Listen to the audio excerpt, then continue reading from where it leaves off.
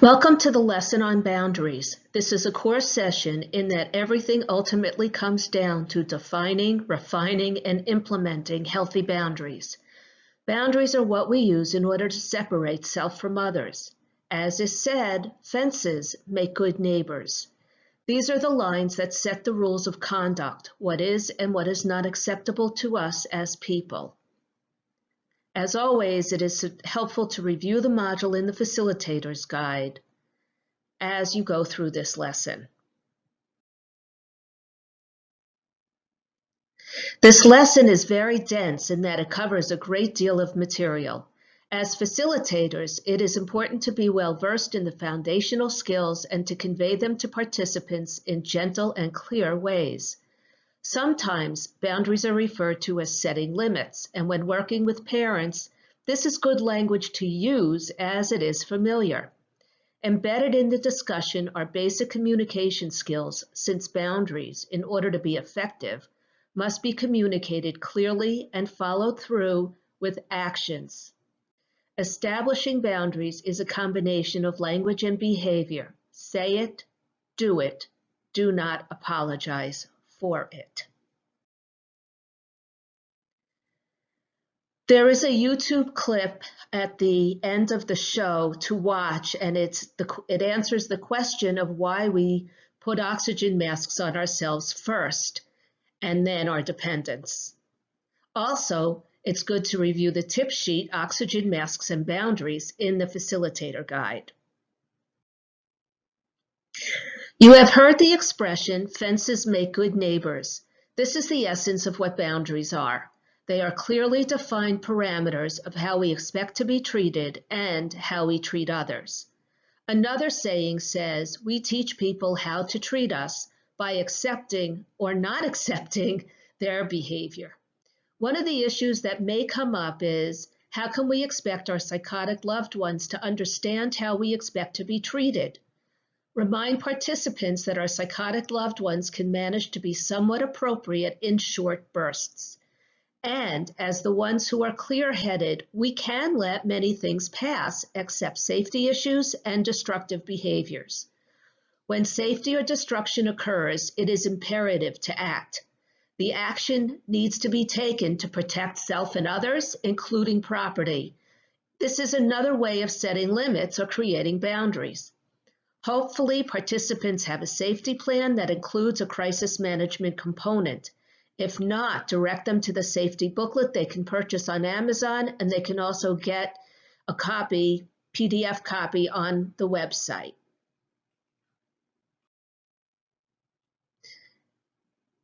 How close is too close? Each person has their own physical comfort zone.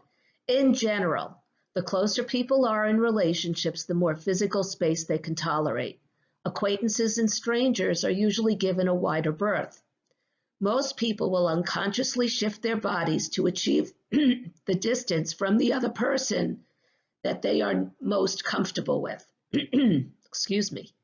There are times, however, when a person has to say something. Language like, I just need a little space, and backing up can be effective.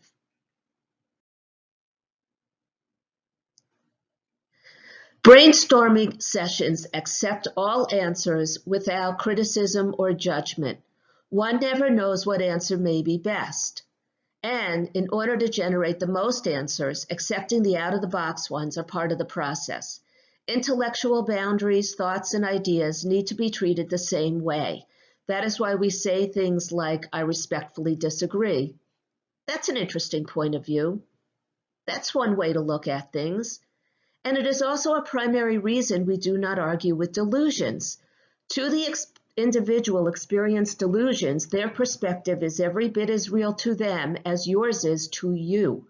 It may not make sense. There may be no evidence to support their point of view. None of that makes their view any more or less valid to them. It is helpful to encourage family members to be aware of this way of dealing with delusions, so that they do not get into needless arguments. Consider it useful information as to their loved one's state of mind. It is a symptom, and as such may be managed through medication tweaks, cognitive behavioral therapy, or whatever other ways they have learned that are effective with their loved ones. Nonetheless, put-downs, rejecting ideas out of hand, sarcasm, and other negative responses to thoughts and ideas are relationship busters and erode the effectiveness of the relationship between people. This one can be sticky for participants in a support group. They may be reluctant to out their loved one. One way to manage this is to offer nouns that are useful, such as loved one, individual with SMI, etc. Anne Lamott says, "You own everything that happened to you. Tell your stories. If people wanted you to write or speak warmly about them, they should have behaved better."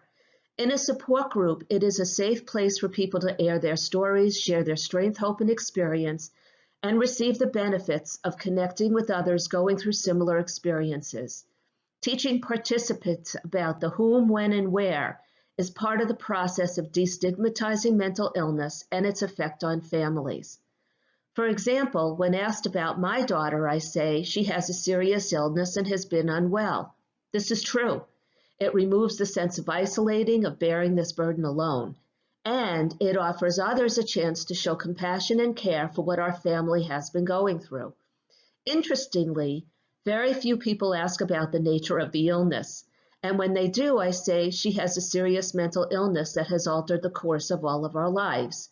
Again, true and vague enough to be respectful, yet specific enough to open minds about the impact of serious mental illness on families.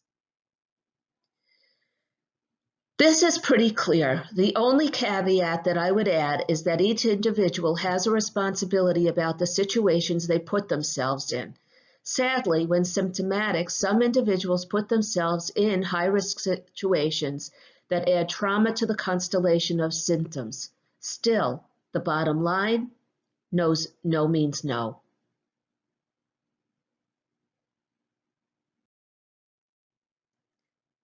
Material boundaries include resources that a family gets to decide how they are used and shared, etc. There are often conditions that families are encouraged to employ when it comes to material resources, since most often it is adults that are affected by a mental illness and require additional resources that a family may not be prepared to offer. After all, we live in a society where it is expected that we each contribute to our own care. So even with Social Security benefits, Medicaid, etc., additional resources are requested and usually needed. Our suggestion is that families tie their resources to supporting healthy behaviors such as provider appointments, healthy food, programs, therapy. Steer clear of providing for alcohol, drugs, and other substances, gambling, etc. This is one boundary that is often overlooked because families get caught up in roles and expectations that do not have an apparent time limit. Rides, doctor appointments, work, recreation, etc. all require time from someone, usually the caregiver. Encourage participants to examine how their time is used, how they react when demands are made on their time, and follow up with a discussion of what they could do differently. For example, when you make an appointment on Wednesdays and Thursdays between 9 and 12, I can take you. Rearranging caretaker schedules is not the way to teach or respect time boundaries. Best to have participants identify when they are available, for how long, put it in writing since loved ones with brain disorders need many cues, and then follow through. Language to use when this fails is, "Oh, I am so sorry, I am unavailable to take you at that time." Let the other person figure it out. They almost always do.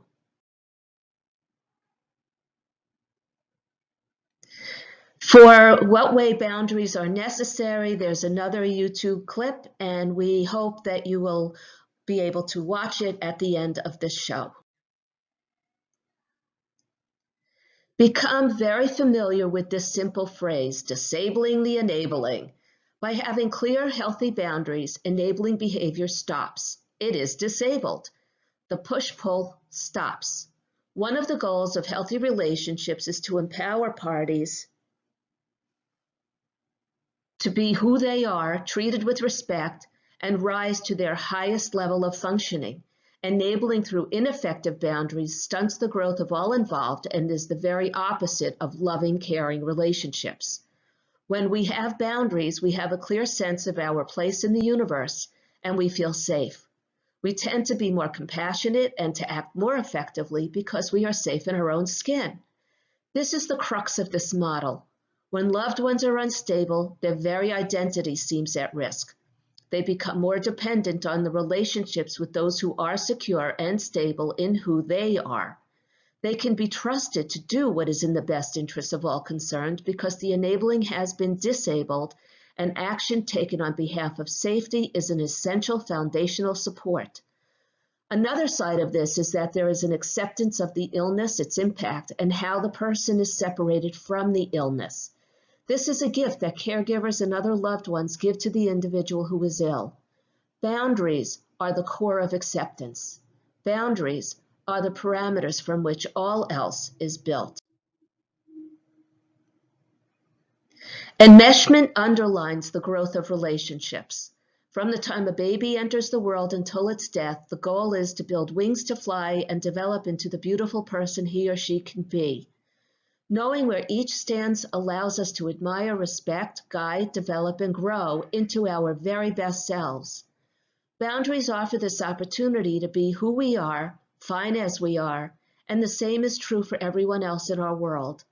This leads to the idea that we are each under the law of our own higher power or God or whatever you choose to call it, and another human being is not that higher power or God or whatever you choose to call it.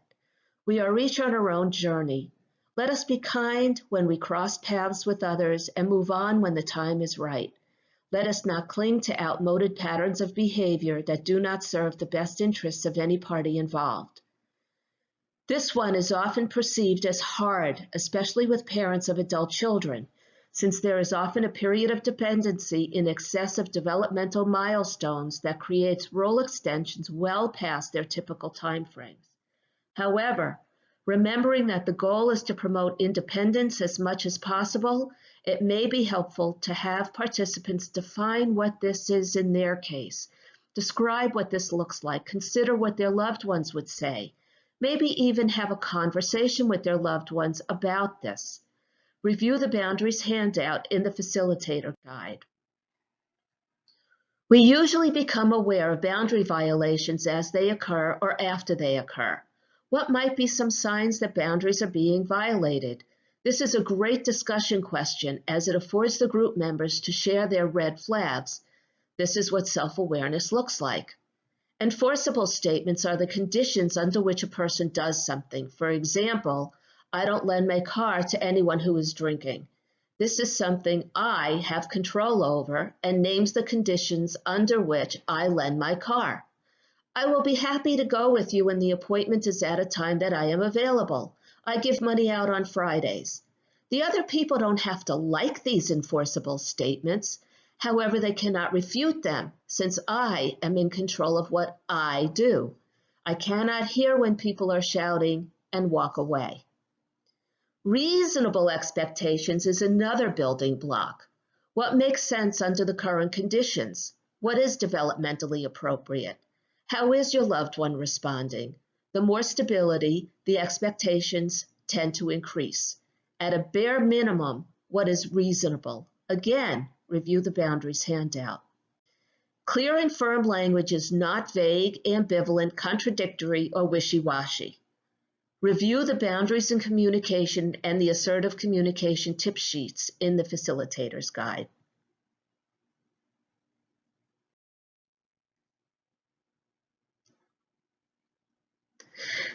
Willingness to let others be uncomfortable or unhappy. This is especially true in establishing and maintaining healthy boundaries. Aside from taking care of oneself, one is showing others how to do it. Other people won't like the limits that are set because they won't like being prevented from doing what they want to do, however they want to do it. This is a good time to review the Think poster in the facilitator guide. Knowing how to take space, how to create the opportunity for detachment is a loving behavior. It is kind to self and to others. Space and distance can salvage a relationship from the damage of destruction That happens when boundaries are not established and maintained. This is another concept that is rich for discussion with the group. You might consider asking group members when they had to create distance from a loved one and what happened in the relationship. Sometimes this happens with a forced hospitalization, and more often than not, ends well.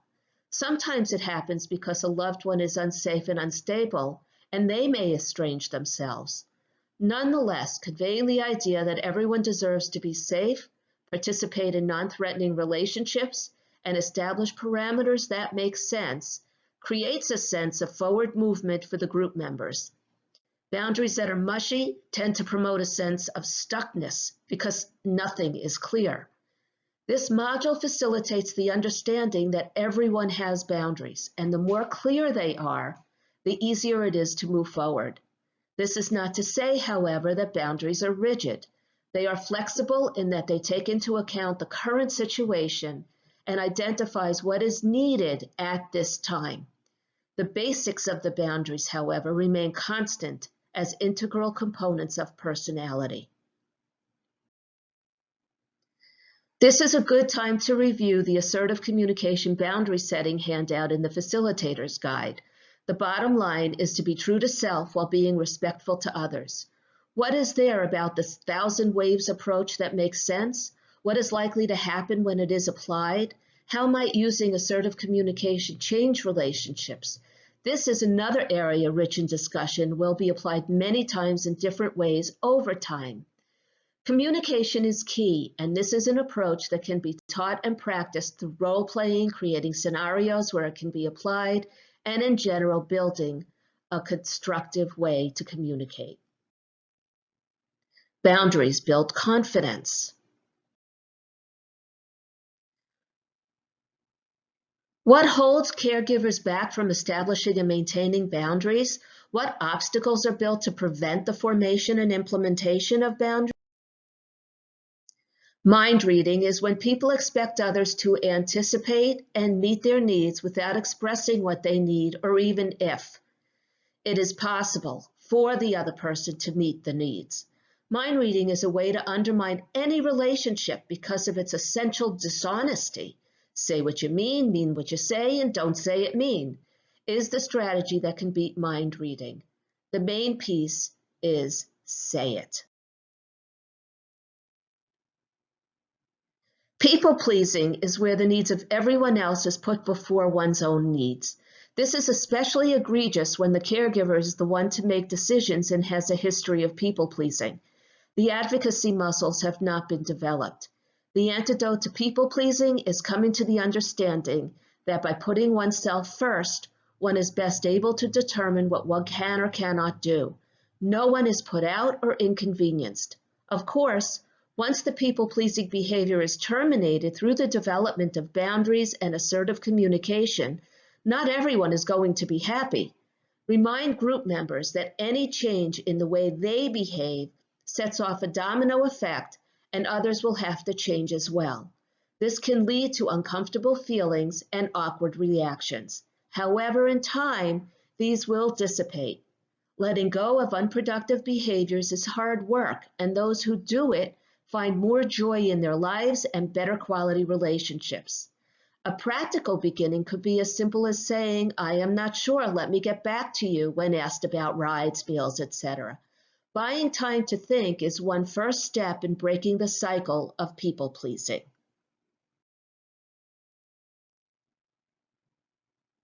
Perfectionism is a myth. Human beings are not perfect. Human beings make many mistakes, even repeatedly, in order to learn. Letting go of perfectionism is a sign of maturity and capability. It shows a willingness to share the burdens, delegate, even act as a member of a team. Guiding participants to see how they are in a trajectory which makes it impossible for them to be perfect is a gift. It means that they move forward with open minds, a willingness to learn, and the capacity to approach the world in new ways. Not that anyone wants a loved ones to be so ill and so chronically ill that their loved ones have to walk this particular path. On the other hand, their successes and mastery offer so much more than trying to live up to an impossible ideal as represented by perfectionism. Fear is false evidence appearing real. Fear holds us back.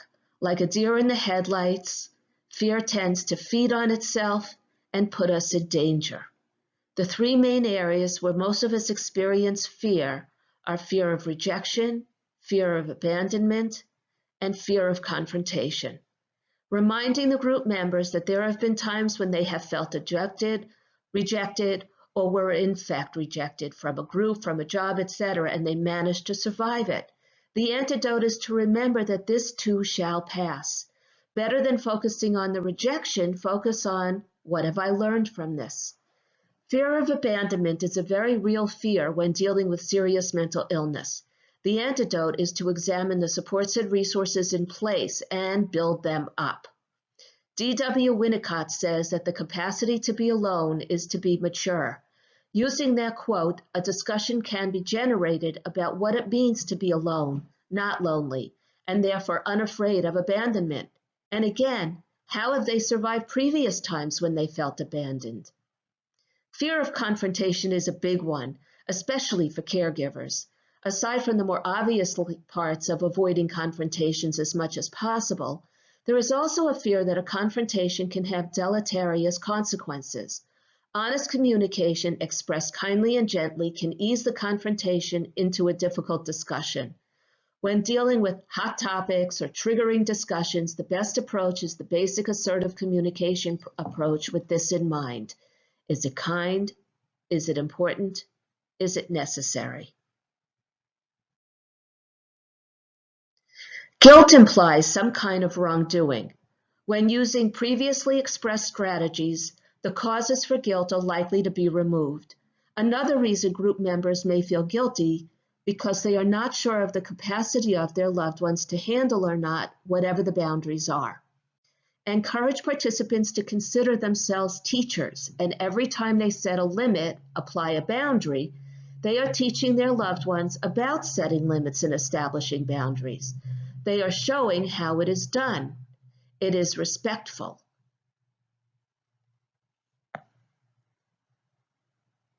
It is enforceable and considers what is best for everyone.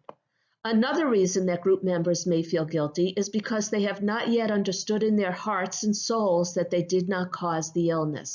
They cannot control the illness, nor can they cure the illness. Taken with this in mind, illness has an impact on everyone in a family system. The family is forced to rewrite their rules, roles, and expectations, and this is what is. Accepting that this is so is a huge step in moving forward from guilt.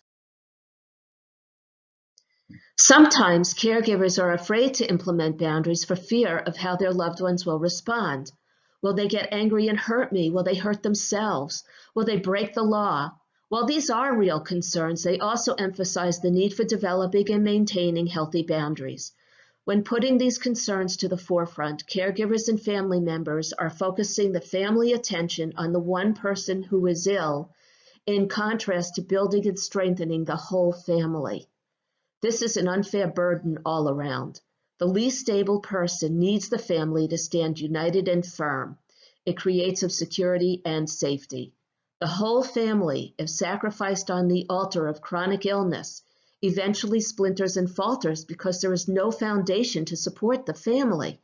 It also increases the burden of responsibility onto the person least capable of shouldering that load. Furthermore, if concerned that setting a basic healthy limit may be put a loved one in danger, review the safety and crisis management plan. That is so important, why it is to have. Learning how to build healthy boundaries is a process. This module and the others in the Replanning Life series offers many tools and strategies for acquiring the skills to build healthy boundaries. For those souls who are very brave, send them to an Al-Anon meeting where they can connect with others learning about how to establish healthy barriers when their loved ones have a chronic illness. Substance use disorder is a chronic illness, a serious mental illness, and very often comorbid with psychiatric conditions, especially mood disorders like bipolar, depression, anxiety, and OCD. Best of all, Al-Anon is free and usually available several times a week. Grow a Strong Family has developed a set of cards called slogan cards that can be purchased through the website, and it integrates many of the slogans informed by Al-Anon and Love and Logic, which can guide group members on building healthy boundaries.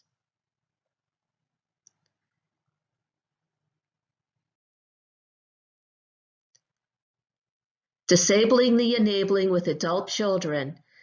This is an important worksheet by Bernstein because it helps to put the place of balance back into the parent-adult-child relationship.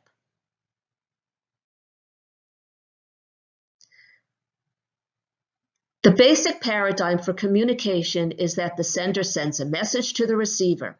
The receiver then sends the sender feedback. When communication occurs, this is clear, and both the sender and receiver are in agreement with the content of the discussion. The 7 Challenges Workbook is a phenomenal free resource that is filled with great information on how to communicate efficiently and effectively. The 5 I messages is the basic language to use when establishing a limit. It starts with self-responsible I statements describing what is triggering the boundary, followed by another self-responsible statement about how it makes me feel. The next step describes the support for how I feel and now I want or need from the other person so that. This works when the other person is in a place where they can hear what is being said. That means that they are not fogged by symptoms or medications or other substances. If that is the case, go short, simple statements. Seeing dishes in the sink signals more work for me. I don't like having to do more work. Please use the paper plates. Thank you. Offer up a solution followed by a thank you, since saying thank you implies acceptance of the boundary and compliance.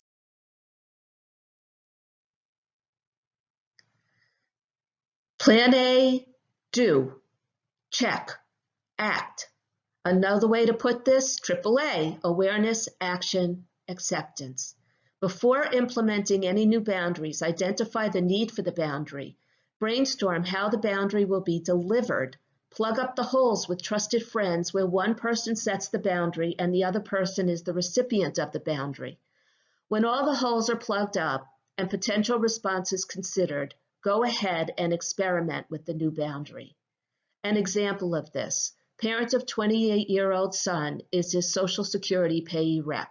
As the rep, parent is responsible for ensuring that the money is used for housing, food, medical, and other expenses. Yes, this is a tall order when in general Social Security supplemental or disability income is very low. Parent has determined that there is $25 a week that son could have for recreation and personal necessities.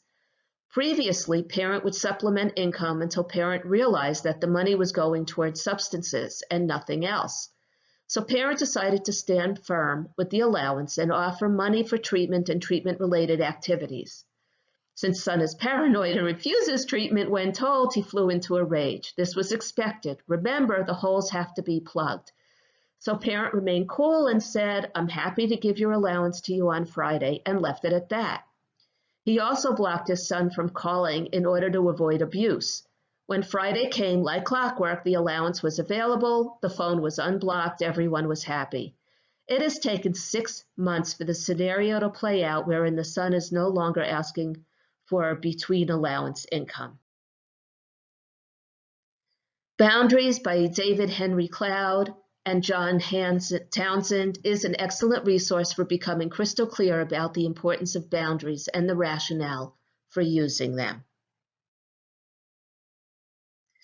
These are the laws that those authors refer to. Basically, we teach others how to treat us by what we are willing to accept. Distorted thinking and symptomatic behavior inform family members of the status of their loved ones. This law reiterated that illness is not the responsibility of anyone in the family. It is the responsibility of the ill person to manage their illness as best they can. It is also the responsibility of family members to support their loved ones' efforts in symptom management by refusing to take responsibility for what is not theirs and to provide the appropriate consequences as necessary. This is what implementing boundaries. At best, on good days, we have control over ourselves, recognizing that burdens become the tools that secure our better behavior. Protesting while complying is fine. Be grateful for the compliance. Be compassionate towards the protest. Guide group members into choosing the high road as often as possible. Their brains are more likely to be able to manage what a symptomatic or compromised brain cannot.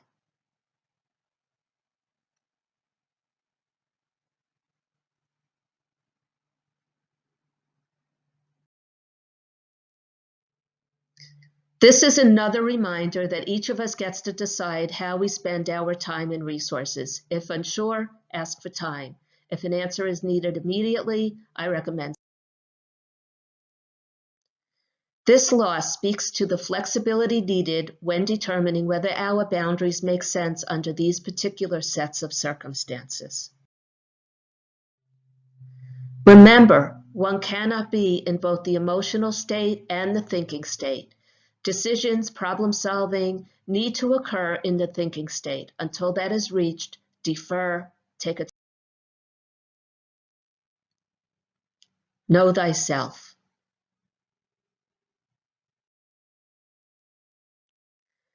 This law is about avoiding becoming stuck, taking a step and advocating. Eventually, every family learns what it needs to do in order to move forward.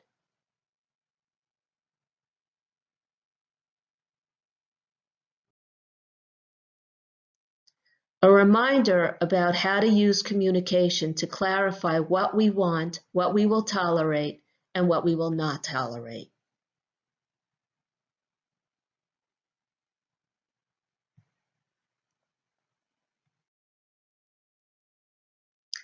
The Facilitator Guide has activities that are easily adapted for homework or group sessions. And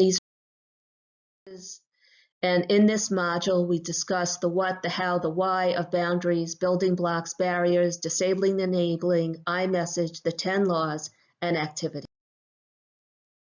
As always, at the close of sessions, it is helpful to remind participants that since they did not cause the illness, they cannot control nor cure it. However, there are some things that they can do. As always, it comes down to the Serenity Prayer, doesn't it?